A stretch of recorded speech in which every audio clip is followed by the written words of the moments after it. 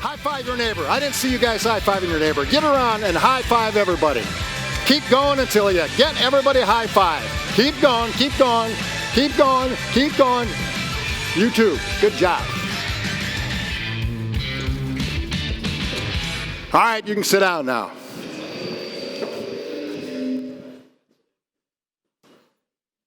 That feel good? You have to admit it.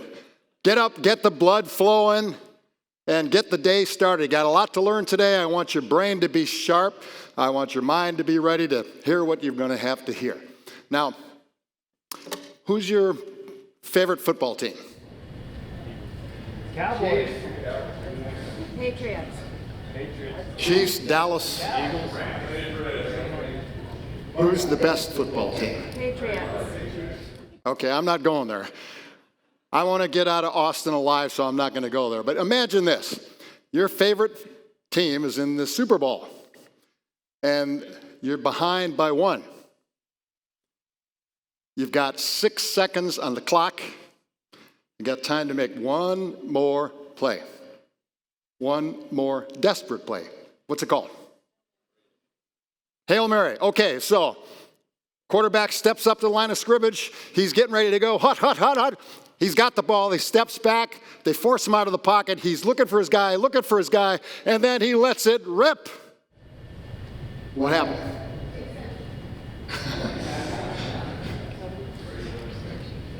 What happened? One or the other, I suppose. Interception or touchdown. Well, I can tell you that according to the NFL, a Hail Mary pass has about a 2.5% chance of being successful. And you're all professional, you're engineers, right? If you're an engineer, raise your hand. Okay, if it's 2.5% to fail, to succeed, what's the percentage to fail? 97.5%. Now, let me ask you this. The Chiefs, let's use them. When they walked into that stadium that day, do you think that they said, I want this to come down to one last desperate play that only has a 2.5% chance of success? If you think they came into the game that way, raise your hand.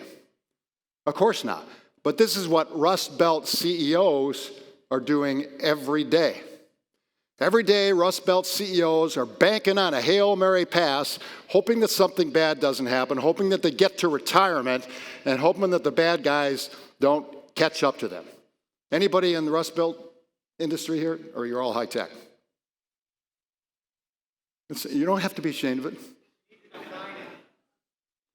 Not high tech. How's that? Okay, so I can tell you that I had an epiphany in my own company about the dangers that was looming. And it was the night that I had a heart attack. Wake up in the middle of the night, cold sweats, pain in my chest, down my left side, and I thought for sure I was having a heart attack. And after one expensive emergency room visit later, I realized it wasn't a heart attack, it was a panic attack. Now, if you're in the Rust Belt economy, you don't need a PhD to figure out what's happening to you. Because if you look at your margins in the last 5 years and your prices and your costs, prices have gone down, costs have gone up, margins have gone down, then all you got to do is multiply by some number that you can pick, and that's when you're going to be out of business. And that's what I did. And when I realized that, I totally transformed my company from Rust Belt to high tech. And I'll show you how we did it. This is a before. My company, this is very indicative of the kind of products that my company used to make. All dumb metal, there's plastic that isn't shown there. Low margin products, lots of competition, easy stuff, no risk, not a lot of expense, but not a lot of future either. And we transformed into this. Now this is just one example, I'll show you more a little bit later, but this is a very high technology product that senses the approach of a train and warns the guy. You ever see the guys that are on the tracks, working on the track and laying ties and all that kind of stuff? Well, a bunch of them get killed every year because they don't realize the train's about to run them down. This is a very sophisticated product that senses the approach of the train and warns them. It's got self-healing neural networks in it. It has accelerometer, radar, laser, GPS, cell phone, you name it. And on the far left, that what looks like a big box, it's about the size of an iPhone. That's what hangs on to the roadway workers' belt. So that was the transformation in terms of just the before and after. And we did that following a process that we developed that's very important. It's a 3-step process. Step 1, you have to transform the organization from what it is as a low-tech or a Rust Belt organization. You have to transform it to what it needs to be to live in the high-tech world. Would you agree that those would be 2 different organizations? Once you've done that, and only after you've done that, and believe it or not, that's the hardest part, is transforming the organization. Your chairman talked about culture. Some people think culture is the squishy, free beer and pizza for lunch bunch, and it isn't.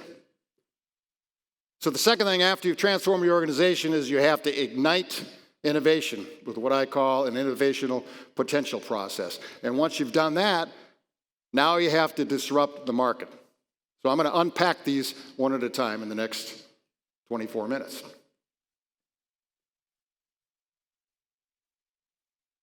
Now, the one on the left, anybody recognize a factory that kind of looks like that? Of course. Anybody in the Rust Belt economy, that's what it looks like.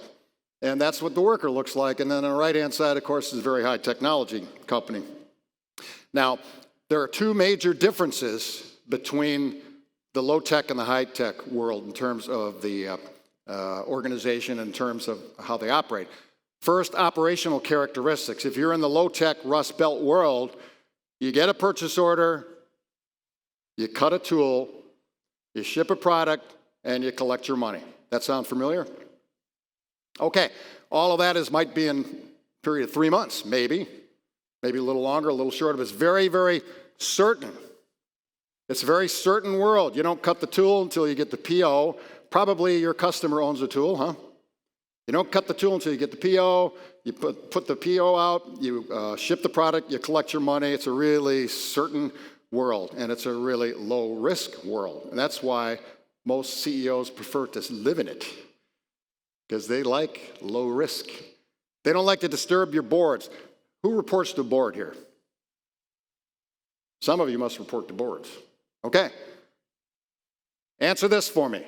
Does your board like bad news? Huh?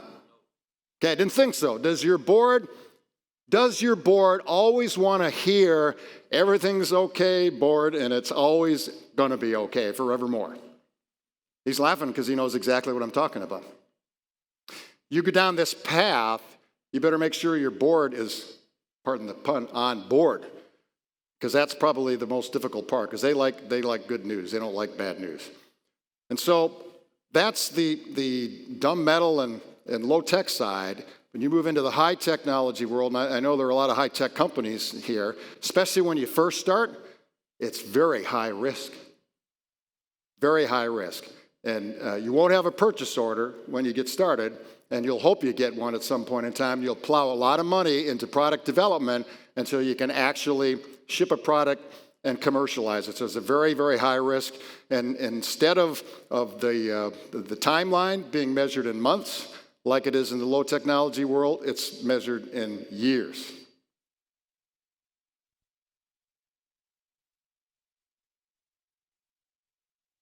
Anybody know what that is? I'm sorry, I'm pretty far up here. Cirque du Soleil. Anyone ever seen one of those? Okay, now, talk about culture.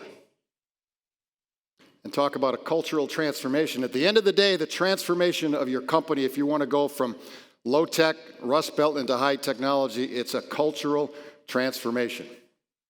And I tell CEOs all the time, when you start to think about what you want your culture to be, think Cirque du Soleil. And they look at me like I got 3 heads. But this is the model you should have in your mind. Now, let me just point out one thing about Cirque du Soleil. that would be different than maybe some of the organizations you work for.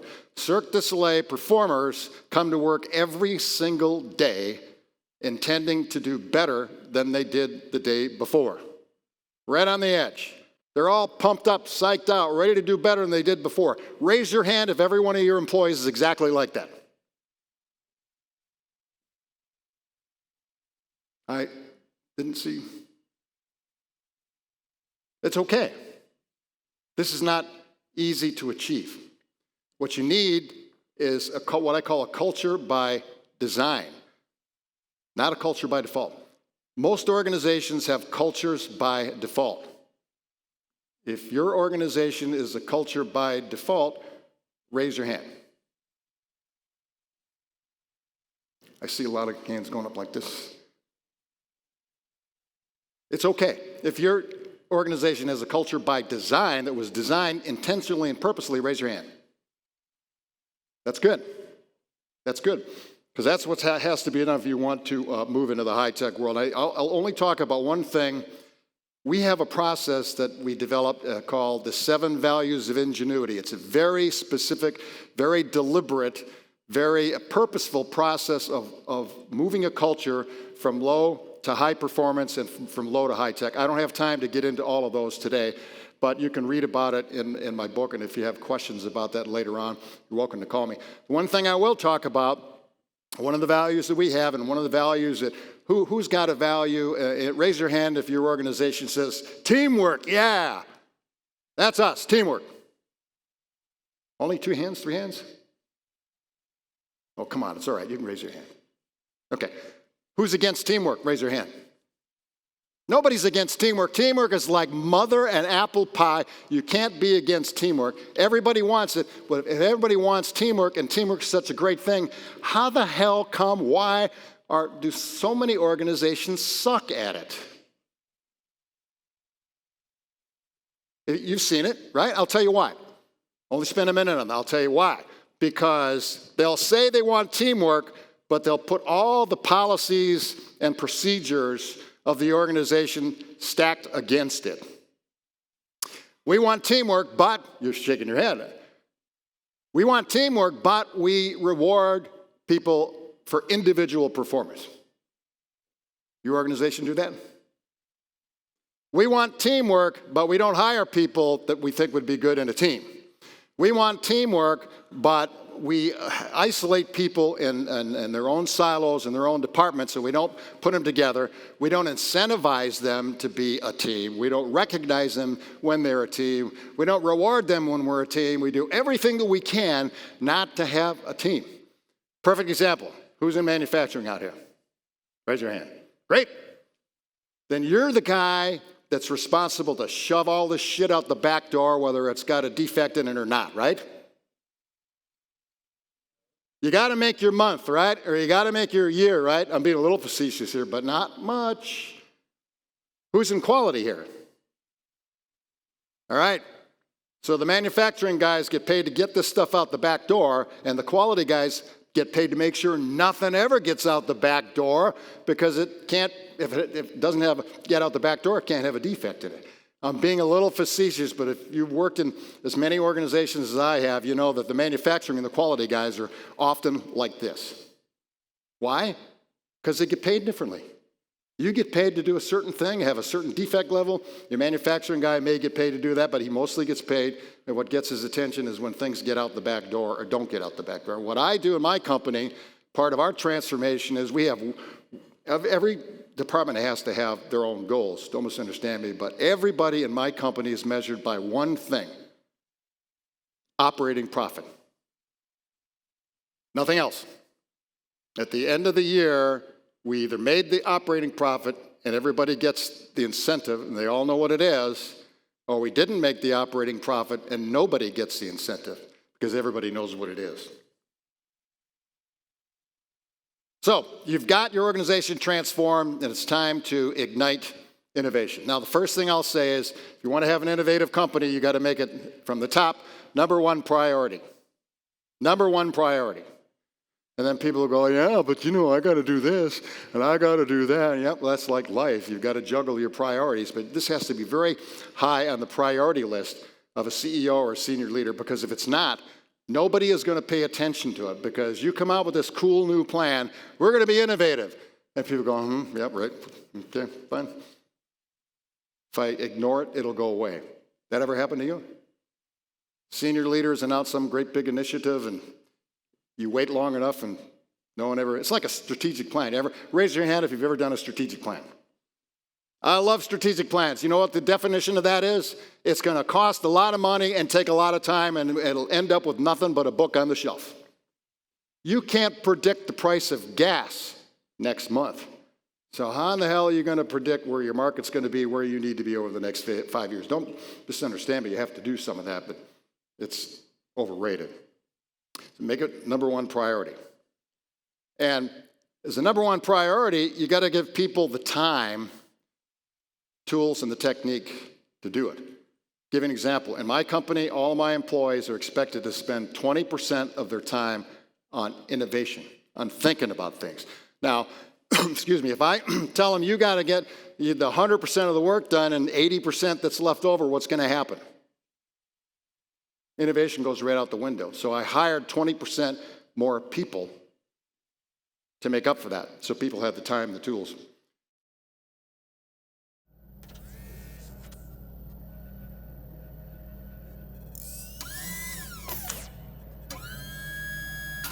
Yes? Please repeat the objective.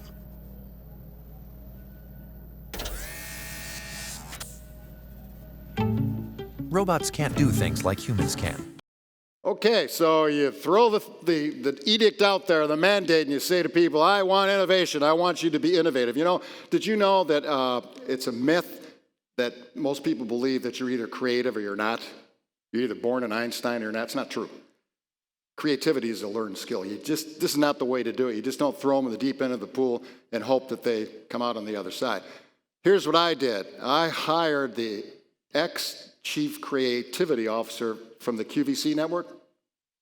Raise your hand if you've heard of the QVC Network. That's good. It's a, I don't know, $10 billion company now. When my guy started there as a creativity officer, they were, I think, maybe 80 million. Now, all of that success can't be chalked up to him, but probably a lot of it is. And I paid him to come into my business and teach every single employee the principles of creativity. Every single employee. Because if you want to have an innovative company, innovation cannot be the job of the what department? Can't be the R&D department job alone, because everyone else will ignore it. There's a million opportunities for innovation in a whole lot of other places than the R&D department. Believe it or not, any accountants in here? Good. Because even accountants can be innovative. I'm not talking about cooking the books here, but even accountants can be innovative if you make it a mandate and then you throw everything you can into it. Their job description, their pay, their incentive, their promotions, everything. It's an all-hands exercise, and that's what we did. We started off by training them in simple brainstorming tools. Then as time went on, we got more sophisticated. And in the beginning, we'd tell people, this is a problem or an opportunity we want you to work on. This is when we want you to work on it. This is the team we want you to work on it with. Here are the tools and all that kind of stuff. And then come back to the management when you're done and tell us what you did. Fast forward to now, our employees get together all by themselves anytime they want, any place they want. They pick the team they want to work with. They marshal their own resources. They implement the solutions, right? It's easy to say, well, we ought to do this, you ought to do that. They implement the solutions, and all of that is done without a boss anywhere in sight. But it gets even better. I'm walking through the factory one day, and a group of people came up to me and they said, Steve, we kind of like this innovation thing. It's fun. We like to contribute. It's a good feeling to do all that. But we could do a whole lot better with this innovation thing if we had a dedicated space that was built just for that purpose. And so I'm looking at them going, let me make sure I get this right. You want me to take space out of my factory that I now make money with and produce things that I can ship and sell with, and you want me to make it off limits to anything other than thinking about stuff? I said, I love it. So I spent $500,000 in a space that my employees call it Creation Station. This is a shot of it here. I call it a Google-like campus in the middle of a factory. And this is just built for innovation. It's conducive to thinking about it. It's totally IoT, and our employees can go back there anytime they want and do anything they want. And anytime I go back there, our employees are working on innovative ideas. That's how we came up with what we call the Zone Guard product. In fact, they got so good at it, we got so good at it, that we now teach us like Disney U. Have you heard of Disney U? That's one. We have Ingenuity University. We bring CEOs in from all over the world and teach them how to do this transform, ignite, and disrupt. Now technically this is our journey. The output in the beginning was, you're all familiar probably with the minimum viable product. Raise your hand if you are. Okay, pretty simple concept if you're in the high-tech world. Not so simple if you're in the low-tech Rust Belt world. Our first MVP was what you see on the left in 2015, just a traffic cone with all the electronics in it that we needed, but you need to get it out there and iterate it, get customer feedback, bring it back. Don't spend $2 million on a product that your customer says, shit, man, I hate that. Take it back. And this was our journey. And as we went through this journey, we had lots of changes in the market, shifts in the competitive picture, and shifts, of course, in technology. The first guys we were using for a lot of the electronics in 2015, we couldn't use them anymore by the time we got to 2019. Now, third part is to disrupt the marketplace. I'll give you a technical definition of disrupt. I call it, come at your competition in the market like a bat out of hell, knock them on their ass, and have a good time. All right, if you want a little more elegant definition, it's hitting the marketplace in a highly effective, highly leveraged, and highly unconventional and unpredictable way. This isn't your grandmother's Buick anymore. You can't go to market with the new technology and try to present yourself as a high technology company wearing old marketing clothes. Here's what we did, and it ends up being a rebranding process. On the left is where we were in 2013, and then we totally rebranded our company to be a safety, high technology safety solutions provider. And it started with a rebrand, which was a 2 or 3 year process, and then I'll show you a few of the things that we did to establish ourselves at that. This is a World Safe Award. This is my team getting a World Safe Award a number of years ago in Atlanta. I joined the board of the World Safe Foundation and got them to give us a World Safe Award. Doesn't that sound cool? For the product, for my flagship product. It's a World Safe Award-winning product. It doesn't mean jack, but it does in the marketplace. It's like instant credibility in the marketplace. What is innovation and why does it matter? Find out in today's episode.